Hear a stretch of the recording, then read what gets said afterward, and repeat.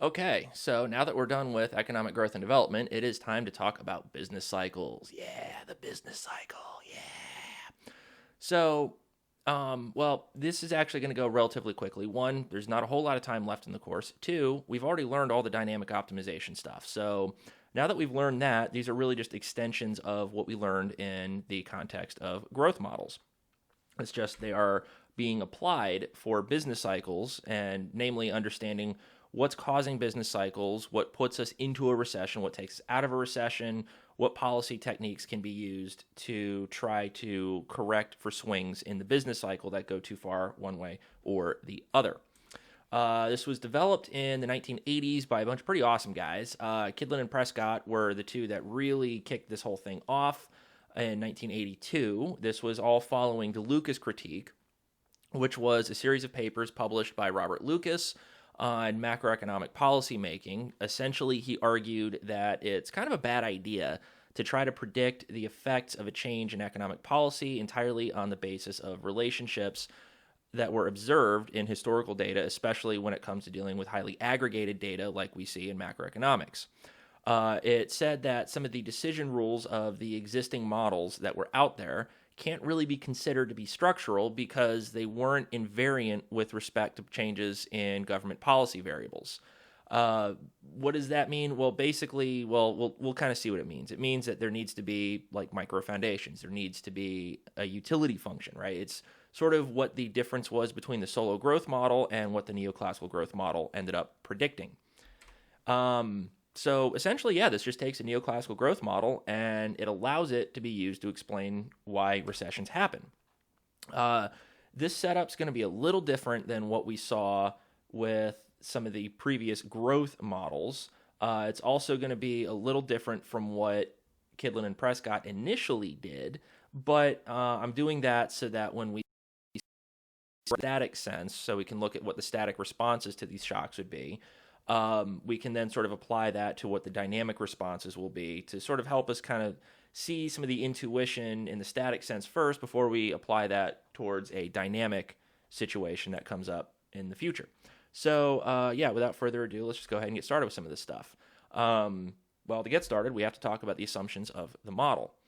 What are the assumptions? Well, first, all households are assumed to be identical. That means that every household has the same utility function. Now, of course, that means at the levels, right? Like if we just look at the utility function itself, right? They all have the same utility function, but depending on what income is, for example, we'll have different behaviors at the margin. So just because all households are identical doesn't mean that we can't analyze this in different ways. It's just there is one utility function here. There are models that allow for multiple utility functions, but we're not going to get into that. It's getting a little rough. All firms are assumed to be identical, right? So they all have access to the same technology. They have access to the same production function. There's a government that plays a passive role in this model. There's a monetary authority that also plays a passive role in the model. Now, what that means for the monetary authority or the central bank is that they will exogenously set the money supply to be equal to money demand in every period. There's no role for feedback in the monetary authority's function. What that means? Okay, well, let's think about that. What does that mean? Well, it means that they don't play any role in trying to correct the business cycle. So if there is any change in the business cycle, the monetary authority can't do anything to affect that. All they can do is just set money supply to be equal to money demand. In addition, the model has perfect competition. So price is set equal to marginal cost in every period by every firm. No firm has any sort of monopolistic competition. There's no pricing or there's no market power that any firm has over any other firms within that particular industry or in the aggregate economy overall. And also, no household has monopsony power, which is going to be a fairly important thing to consider when we start talking about labor markets. Now, finally, and perhaps most importantly, but this all kind of comes from some of the previous assumptions in here, is that prices are perfectly flexible. So if there's a shock, regardless of the shock, all prices are going to immediately respond to that shock, which really means that when there's a demand shock, there isn't going to be any room for changes in output because the price is just going to respond immediately. Think of this as a perfectly vertical aggregate supply curve. So when aggregate supply is vertical in prices, any demand shock is not going to lead to any change in output. It's only going to lead to a change in the price level. Now, because of all of that, the economy is driven by technology shocks. Also, both welfare theorems of economics are satisfied. And because both of these welfare theorems are satisfied, sound it out, Jeremy, there's no need for any stabilization policy. Governments or monetary authorities can't try to improve economic conditions of the equilibrium. Well, they can try all they want. It's just they're not going to actually improve things because things are already at their absolute best. Any equilibrium in the model is Pareto efficient, even in the case where the economy is in a recession, which opened this up to quite a bit of extremely fair criticism, which is also why this particular class, the real business cycle model, right, the class of real business cycle models, was sort of improved upon to give us the new Keynesian model, which we'll be talking about once we wrap this stuff up. Now, the model explains two types of shocks pretty well. It explains technology shocks, right? So somebody gets a cool new idea, figures out, it's a neat invention. Doc Brown invents the DeLorean, Zephram Cochrane invents the warp drive engine and applies that to his spaceship, the Phoenix, and, makes the first warp flight for humans. And 2063, I believe it's April 4th, 2063, does a quick little flight around the solar system at warp speed, comes back, lands the Phoenix, and then, 3 hours later, they make first contact with Vulcans, live long and prosper, all that good stuff. If you don't know what I'm talking about, watch Star Trek First Contact. It's actually a pretty cool movie, and the bad guys in that movie are robotic used for Star Trek. It's kind of cool. They're called the Borg. They're awesome. But it also explains labor supply shocks pretty well. So in the sense of a labor supply shock, that could be an immigration shock. It could be people just decide they want to work more, which is something that we'll be getting into when we discuss the reserve wage. It could, really be anything that applies to labor supply.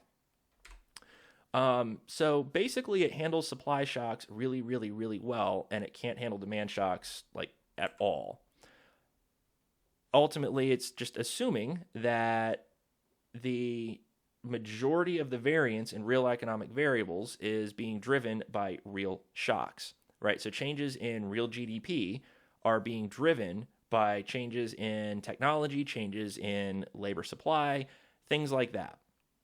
Now, the models, really just like what we've seen before with some of these growth models, we have a utility function, we have a constraint. There's a couple differences. First, here the model's decentralized. Now, before, all the models that you had seen were centralized. When it's decentralized, basically the firm's production function is not going to be contained, again, sound it out, within the household's constraint. So we're going to have more optimization problems. There's an optimization problem for the household. There's an optimization problem for the firm. The household maximizes their utility. The firm maximizes their profit. And the government's just... So with all these players, we have to do it all separately instead of all in one optimization problem, hence why it's decentralized. So the household's got a utility function that has more than just consumption in it this time. It also has, in addition to consumption, labor and real money balances. So the agent wants to consume a lot today, but they also want to consume more tomorrow, stuff like that. So there's that consumption savings problem, but the agent now has to work in order to generate labor income. Now, the agent hates work. I mean, most of us do. Do you really want to get up in the morning and go to work every day? I don't know anybody that actually does. But we all like to consume stuff. So even though we hate getting up, dragging our ass to work early in the morning and all that stuff, currently not me because, I got laid off. Thanks, COVID. But, for most people, when they have to get up, they have to drag their sorry ass to work because they want to be able to consume. They want to be able to buy fun stuff and do fun things with the money generated by their labor income. So there's a trade-off between consumption and leisure. Oh, and by the way, I've been laid off from this job. I've just been laid off from my primary source of income, although that's probably going to change extremely soon, thank God. So we have this trade-off between consumption and leisure. You can consume more stuff, but in order to consume more stuff, you have to work more, which means you get less leisure. But if you want to sit on your ass all day, you can, you just don't get to consume as much. If any of you have seen that movie Office Space, think about Lawrence, that kind of redneck next door neighbor, the construction worker. That was like, "Hey Peter, turn on channel 3." Um, well, he and his friend Peter, the guy it's actually about, are talking about what they'd do if they had $1,000,000. Namely, if money was no longer an issue, what would you do? And Lawrence, well, says some pretty gross stuff. And then he asks Peter what he would do. And Peter says, well, I'd sit on my ass all day and I would do nothing. And then Lawrence thinks about it for a second and goes, hell, Peter, you don't need $1,000,000 to do nothing, man. Take a look at my cousin. He's broke, don't do shit. And, well, it's kind of what's going on here, right? Like, you don't have to be super rich to do nothing. It's just you'd better expect to not be able to, well, spend that much on consumption goods, right? Probably not going to have a very nice house. Standard of living may not be that great, but hey, if you like not doing anything, go for it. It's awesome. But in addition to consumption and leisure, the agent also needs to have real money balances in order to be able to consume. So for real money balances, let's kind of think of it this way. So the agent earns labor income, which gets directly into an account. Some of that labor income needs to be converted into cold hard cash because, well, you want to be able to buy stuff from people who maybe don't always want to take credit or debit cards. I know it says debt there, but it's supposed to be debit, and I left an I out, so sue me. This model kind of predates debit card stuff, so back then it made sense. Now it just kind of looks like, the representative agent's just a drug dealer. Awkward. So because we like to consume, it's going to be adding to the agent's utility. We don't like to work, so that takes away from utility. We like holding real money balances, so that adds to utility.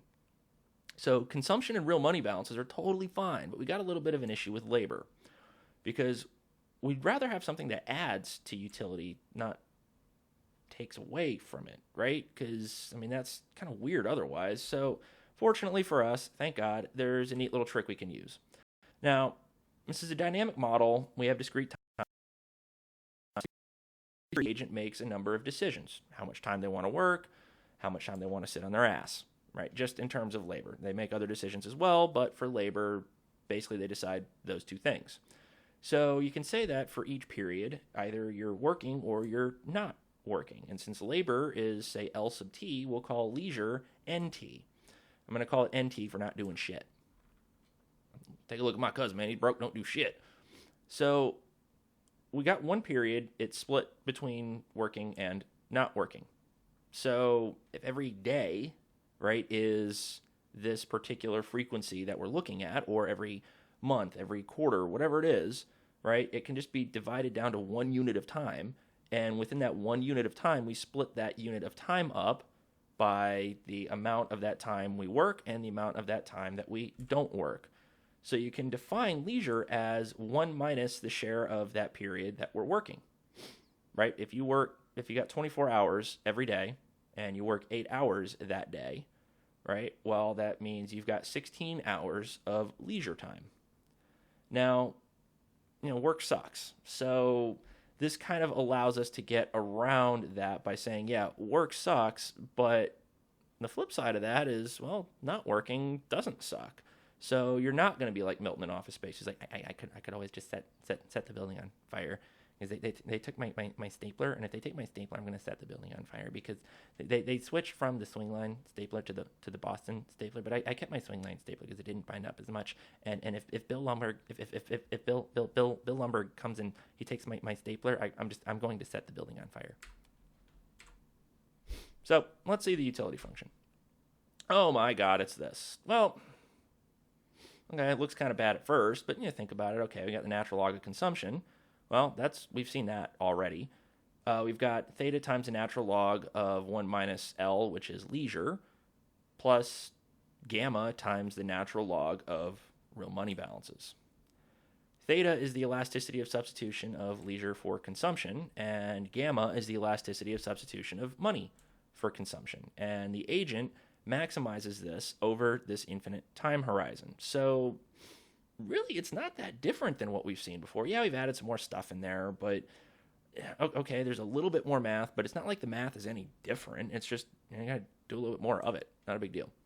So that's the objective function, right? We've seen the objective function. This guy's kind of ugly. There's no production that's explicitly in the constraint like there was in the previous models. So what I'm going to do is I'm going to break down each part of the constraint, what parts shouldn't be included, stuff like that, and then I can just show it to you. So yeah, cool. Hopefully you said yes. I'm assuming you said yes because I'm moving on under the assumption that you did, in fact, say yes. Now, the constraint is going to start out in nominal terms, which then has to be converted into real terms. Why? Well, because one, the utility function is in real terms, and two, well, because that's just what we do. So to start out, if it's in capital letters, it's assumed to be nominal. If it's in lowercase letters, it's assumed to be real. Now, the agent can earn labor income, which is the wage rate times the amount that they work, namely the nominal wage rate times the amount they work. So capital WT, LT, is going to be labor income. Now, the agent can lend capital to the firm, right? So they can lend KT at time T minus 1. They earn interest on it today equal to RT times KT. So this gets budgeted into their constraint. They own stock in the firm. They can receive dividends, D sub T, dispensed as profit from the firm's activities. The agent lent to either the government or the firm. They did so by buying a bond, say B sub T, at time T minus 1 and earn RT times BT at time T. So we're assuming that there are bonds in the economy now. These bonds can either be private bonds like corporate bonds, or they can be public bonds, government bonds. They are assumed to be the same, and they have the same interest rate, sort of a simplifying assumption that we see here. Now, we can expand that out if we want and have public and private bonds, but if all the welfare theorems are satisfied, everything goes into equilibrium, it doesn't really matter. Just take my word for it. So that happens. It's the same thing as buying a bond BT plus 1 today and getting 1 over 1 plus the nominal interest rate, RT, capital RT, times BT plus 1 tomorrow. We also have nominal money balances, capital MT, that we think of as an asset that lets us buy things. And finally, the government taxes the agent and then transfers resources around. That is just capital VT. Typically, this could be thought of as fiscal policy to correct business cycles. Obviously, they're not correcting business cycles here because they can't. But there are other types of resource transfers that are going on, right? Social Security, for example, is not something that is used to correct the business cycle. Medicare, Medicaid, things that aren't generally used to correct the business cycles, right? So there are still government expenditures, technically, even though they're more transfer payments than government expenditures. Those things are still showing up, but they're not considered to be important when it comes to correcting the business cycle because, well, they're not meant to correct the business cycle. A social safety net, such as Social Security, isn't meant to correct the business cycle. So if we add all of those things together, we get the source of funds, right? The source of funds is, well, the source of funds, the source that we have to be able to buy stuff. And it's equal to that. Now, these are all ways that the agent can earn income. So if we talked about how we can generate income, right, the source of funds, let's talk about the use of funds. Let's talk about how we can spend that income, because earning income's great. Spending it, oh man, that's even better. Now, if we think about how we spend it, that's going to give us the other side of this constraint. So we like to consume, so naturally if we consume more, we have to spend our income on consumer goods, C sub T. But we can also save. And we can save in a number of ways. We can buy capital, right? If you think about investment, right? We can buy KT plus 1, but it depreciates at a rate of delta. So 1 minus delta KT is the amount of capital that carries over each period. So we have the law of motion of capital here. Well, you can also buy bonds at a price of Q that pays off at 1 over 1 plus the interest rate tomorrow. So that gets planned into the agent's budget constraint. Bonds are a state variable, just like capital, meaning we can buy bonds today, BT plus 1, right? Because bonds yesterday, say BT, right, pay off today. So we're buying the bonds for the period that they're paying off. So they are a state variable. So when we optimize this thing with respect to bonds, we're not doing it with respect to at time t, but t plus 1, just like we did with capital.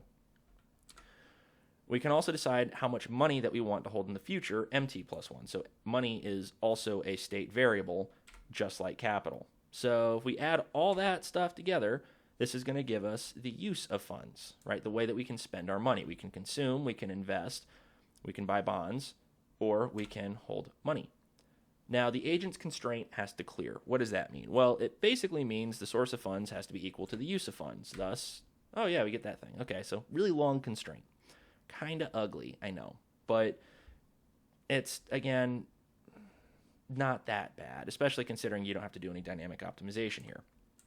So, a little bit of a problem, though. The constraints needs to be in real terms. Damn it to hell. So we've got to convert it into real terms. Now, I'm going to be quick about this one. There's really a very few things that you need to really worry about, but there's some stuff that I do want you to see just so you can kind of see how this stuff works. So it says you already saw how to do it with money. You actually didn't. I'm about to show you.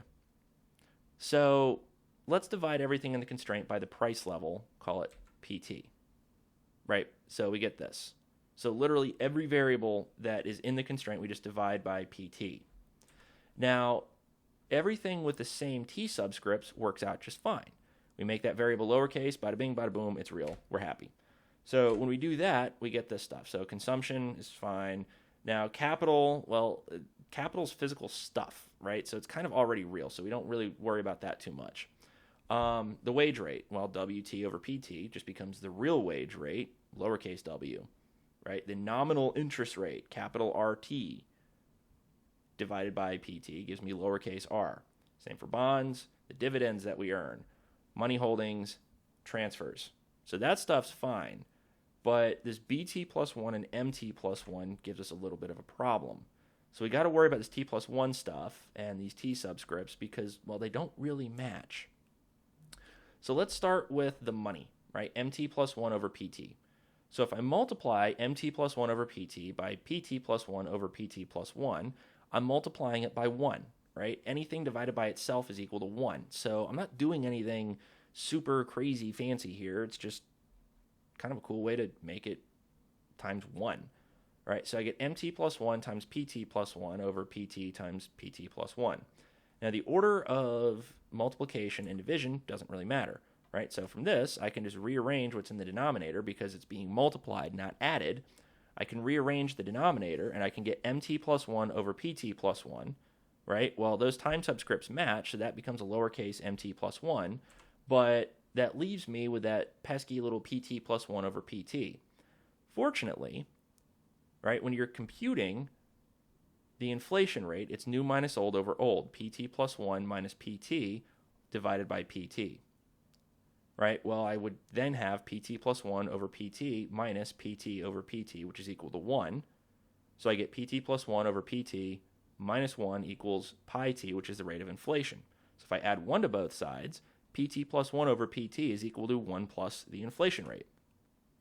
And that gives me this right here. So I get 1 plus the inflation rate times MT plus 1. Right? So because I've got this MT plus 1, and my constraint where I'm planning for stuff at time t, I need that link that allows me to look at stuff in the future today. So by doing that, if I do 1 plus the inflation rate times the MT plus 1, that lets me think of it in terms of today rather than tomorrow. Right? So this is what we have.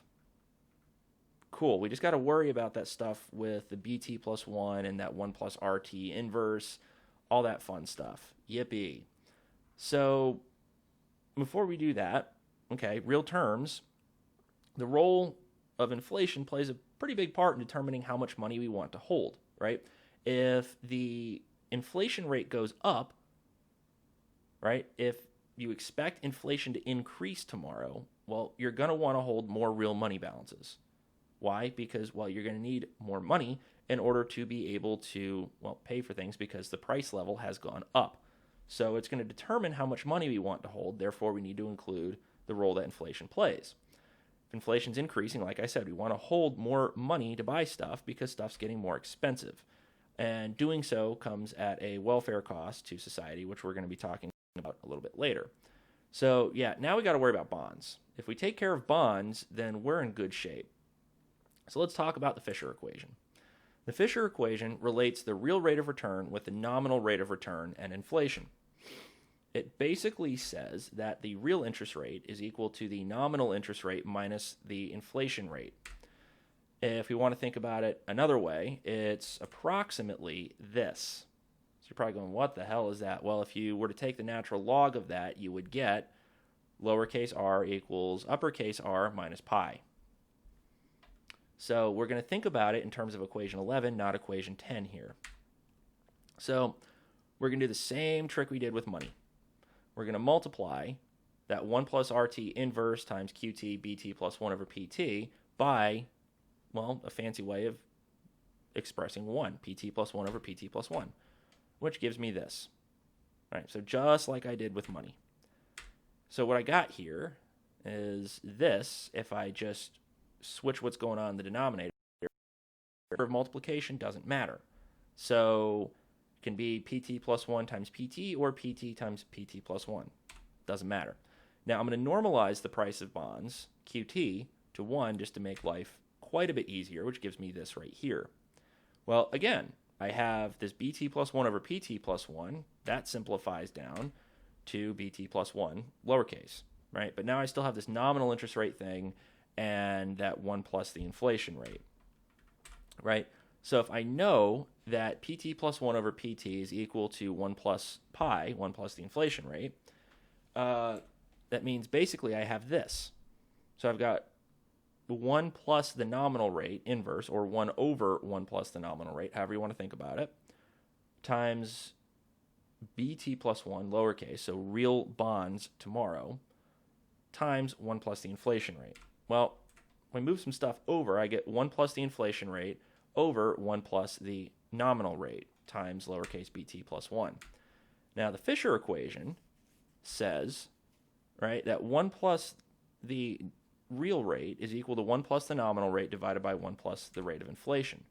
So if I raise both sides of equation 19 to the power of -1, I get this. So I flip the numerator and the denominator on both sides of equation 19 to get equation 20. So I get 1 plus the real rate inverse equals 1 plus the rate of inflation divided by 1 plus the nominal rate of interest. Well, what you see on the right-hand side of equation 20 is exactly what you see in front of that lowercase bt plus 1 in equation 18. So I make things easier on myself and you guys. I just do that 1 plus r, lowercase r inverse, times lowercase bt plus 1.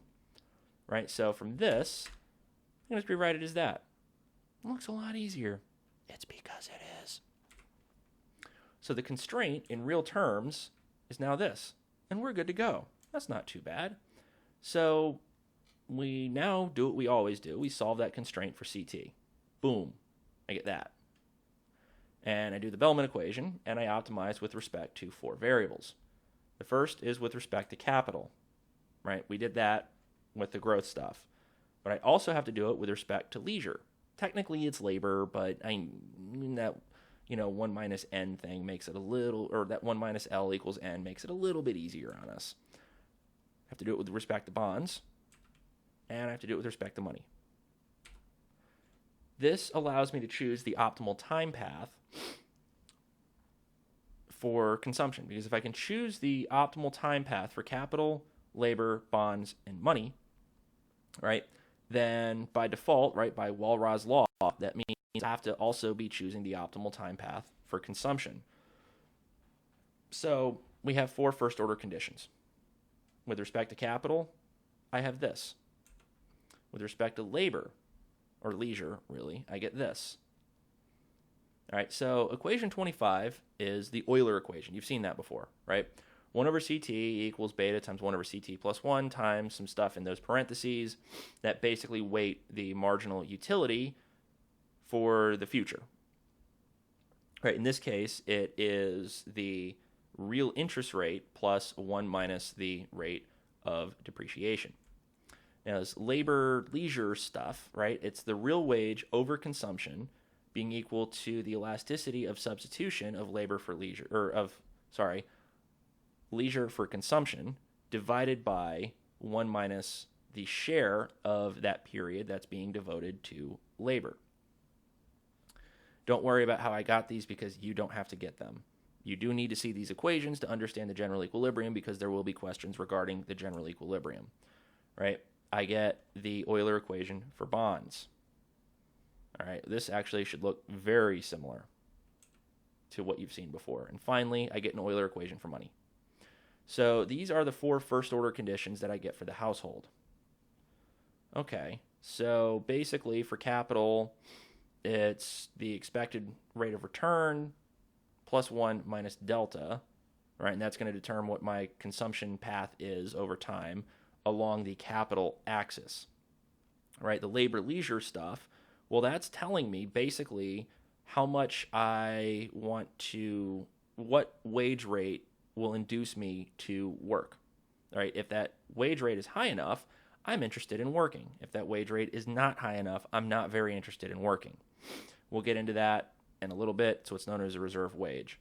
Bonds. Okay, well, I'll be enticed to hold a bond if, let's say, that real interest rate exceeds how impatient I am. Therefore, I will increase consumption tomorrow at the expense of consumption today. And then money, well, the same thing goes for holding real money balances. I have to sort of control for the rate of inflation that is being played here, but essentially my consumption path along the money axis is being defined by what's going on in equation 28. So let's talk about some capital here for a minute. All right, so the Euler equation for capital, and R sub t plus 1 is the marginal product of capital. All right, so if you thought about that Euler equation that you've seen with like the neoclassical growth model, right, at plus 1 times kt plus 1 to the power of alpha minus 1, that's equal to R sub t plus 1, right? The expected rate of return, or the real expected rate of return. That's the marginal product of capital. So that should actually make you feel a little bit better, right? The Euler equation in this model says the household chooses to invest in capital up until the marginal product of consumption today is equal to the marginal product of consumption tomorrow, weighted by time preferences and market conditions, or really the expected rate of return of what the market will bear, and of course the amount of capital that will carry over tomorrow. So if RT plus 1 goes up, we save more and consume less today to be able to consume more tomorrow. Okay, let's talk about the second first order condition. It said this, right? This is the first order condition for labor or leisure, however you want to think about it. The wage rate times the marginal utility of consumption, right? WT over CT. The marginal utility of consumption was 1 over CT. So W times 1 over CT is just W over CT, is equal to the elasticity of substitution of leisure for consumption divided by leisure. This is basically giving us part of an equilibrium condition in which the agent is willing to work. The agent sees a high enough wage, they would really prefer to sit on their ass a lot less in order to consume more. This is what's known as a reserve wage. Under the reserve wage, right, the agent doesn't want to work unless they're offered a high enough wage to do so. So if you got a cool job, right, you work in an office, make a lot of money, telling people what to do. You know, let's say maybe your job is something like this, right? Highly, highly, highly offensive behavior going on here, but let's assume that's your job. So let's say your boss wants to give you a promotion. Well, you got a lot more responsibility. It means you make more important decisions, which means that if you screw up, the company suffers a lot for it. All right, if you screw up in your new job, piss your company off more, that just means more stress and more shit going on in your life. And are you really going to want to take the same wage for that, or are you going to want to hire one? If you got more stress, more responsibility, life's more of a pain in the ass, why do you want to take the same wage for more work? Well, the answer is you don't. So you just don't. You choose, well, okay, if you want me to do that, you got to pay me more. like a lot more in order to be able to take on that risk. You can also think about it in terms of, well, if you're sitting on your ass, right, and okay, you're currently unemployed, you're going, okay, I got to find a job, and let's say, you were making $110,000 a year. Well, you get a phone call from somebody who wants to offer you $65,000 a year. You're going to do your best to negotiate up from there. And if, say it's a 2-year contract that you have to sign for $65K a year, you're probably going to go, you know what, I'm going to hold off until I find something better. That's the reserve wage at work. Now, the first order conditions for capital bonds and money were intertemporal, right? But there's something different about the first order condition for labor. Namely, it's not intertemporal. It's at time t. It's static. The agent chooses how much they want to work each period based on the going wage rate. Now, we all know this isn't entirely accurate. There can be wage contracts. There's bosses that schedule you, and you don't really have any say in when you work. These are rigidities. They make it they make the real world abstract from the RBC quite a bit. But think about what this model is basically what we would have if the world was perfect, right? So if we rewrite that first order condition for labor, this is what we get. Left-hand side of the equation is the reserve wage. The right-hand side of this equation is now labor supply. So in short, the household decides to supply labor based on the going wage rate, their preferences for leisure and consumption. So, all right, time to talk about the third first order condition. I don't know why I said labor or leisure here. It's bonds. So ignore the labor, leisure, bonds. It's bonds. So it said this. The agent basically buys bonds until the marginal utilities of consumption today and tomorrow are equal, weighted by time preferences and the real interest rate.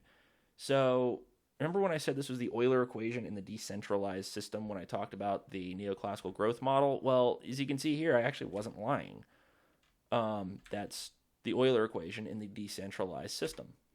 Okay, finally, money. And then we'll wrap this discussion up and we will finish up the other half of the discussion later. So remember that money, the first order condition for money said this. The agent holds real money balances conditional on the marginal utilities of consumption weighted by their time preferences, the inflation rate, and the elasticity of substitution between money holdings and consumption. Basically, they hold money until they're indifferent between holding money or consuming more stuff. This is the demand for money. This helps us determine money market equilibria. We're going to worry more about money supply when we talk about governments. That stuff comes later. So to recap, before we end this particular video, the household optimizes. We get a couple of important functions. We get sort of like a capital supply equation. We supply capital to the firm based on market conditions. We get labor supply, in which the agent supplies labor to the firm based on the going wage rate.